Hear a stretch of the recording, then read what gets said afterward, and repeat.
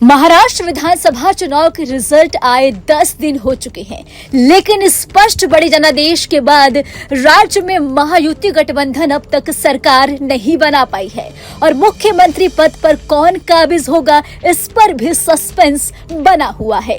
राज्य में 20 नवंबर को हुए चुनाव में बीजेपी, शिवसेना, सिंधे और एनसीपी अजीत पवार गुट यानी महायुति ने 288 में से 230 सीटें जीती, लेकिन राज्य में नई सरकार के गठन में पेच फंसा हुआ है। राज्य में नई सरकार के गठन में सबसे बड़ा पेच मुख्यमंत्री पद को लेकर है। इतने बड़े जनादेश के बाद बीजेपी मुख्यमंत्री पद अपने खाते में रखना चाहती है तो एकनाथ शिंदे मुख्यमंत्री पद छोड़ने के लिए तैयार नहीं। शिवसेना गुट के नेताओं का कहना है कि महायुति को इतनी बड़ी जीत एकनाथ शिंदे की अगुवाई में मिली है, इसलिए बिहार की तर्ज पर उन्हें मुख्यमंत्री होना चाहिए। बिहार में जदयू की कम सीटें हैं, फिर भी मुख्यमंत्री नीतीश कुमार है, तो वही पार्टी के कुछ नेताओं का मानना है कि शिंदे को डिप्टी सीएम बनाना चाहिए। भले यह अब तक साफ नहीं हो पाया है कि राज्य का अगला मुख्यमंत्री कौन होगा, ये तय नहीं हो पाया है, लेकिन ये तय हो गया है कि 5 दिसंबर को शाम 5 बजे राज्य में नई सरकार का शपथ ग्रहण समारोह है, जिसमें पीएम मोदी मौजूद रहेंगे। शपथ ग्रहण समारोह मुंबई के आजाद मैदान में होगा। अजीत पवार ने कहा कि महाराष्ट्र में सीएम बीजेपी से ही होगा। ये फैसला दिल्ली में महायुति की बैठक में लिया गया है।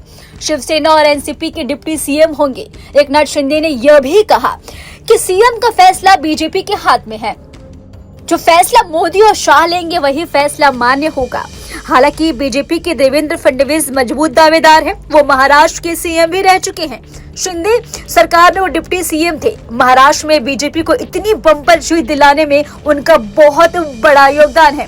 वो ब्राह्मण चेहरे से भी हैं। ऐसे में देवेंद्र फडणवीस को स्वाभाविक दावेदार के तौर पर देखा जा सकता है, लेकिन देवेंद्र फडणवीस का पत्ता कट हो सकता है। सीएम की रेस में अचानक एक नए चेहरे पर चर्चा होने लगी है, जिसने सभी को चौंका दिया है।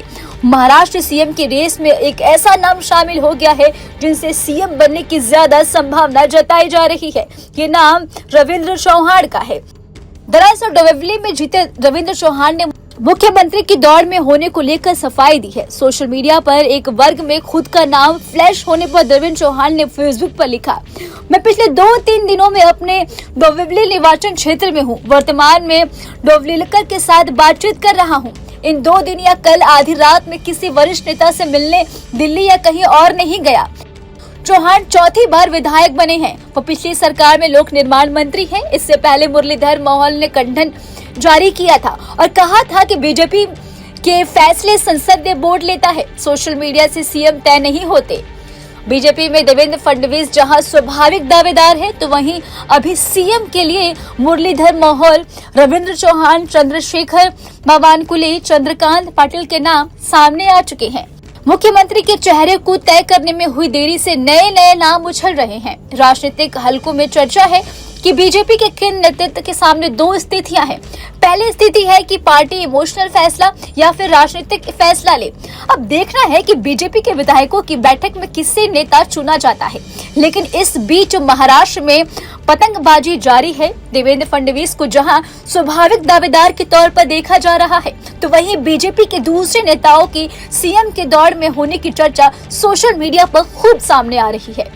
राजनीतिक हलकों में चर्चा है कि क्या बीजेपी प्रचंड जीत के बाद प्रयोग करेगी या फिर इस जीत में अहम भूमिका रखने वाले देवेंद्र फडणवीस को मौका देगी। बता दें कि बीजेपी के केंद्र नेतृत्व के सामने 2 स्थितियां हैं। पहली स्थिति कि पार्टी इमोशनल फैसला या फिर राजनीतिक फैसला ले। अब देखना है कि बीजेपी के विधायकों की बैठक में किससे नेता चुना जाता है और महायुति सरकार में सीएम बीजेपी का कौन होगा, ये कई दिन पहले साफ हो चुका है।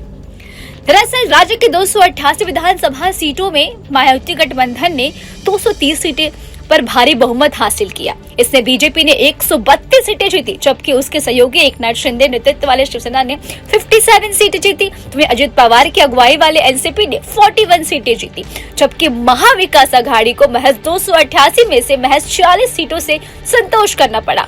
इस तरह महायुति गठबंधन ने 288 में से विधानसभा में 234 सीटें जीतकर विपक्षी गठबंधन महाविकास अघाड़ी को बड़ा झटका दिया है।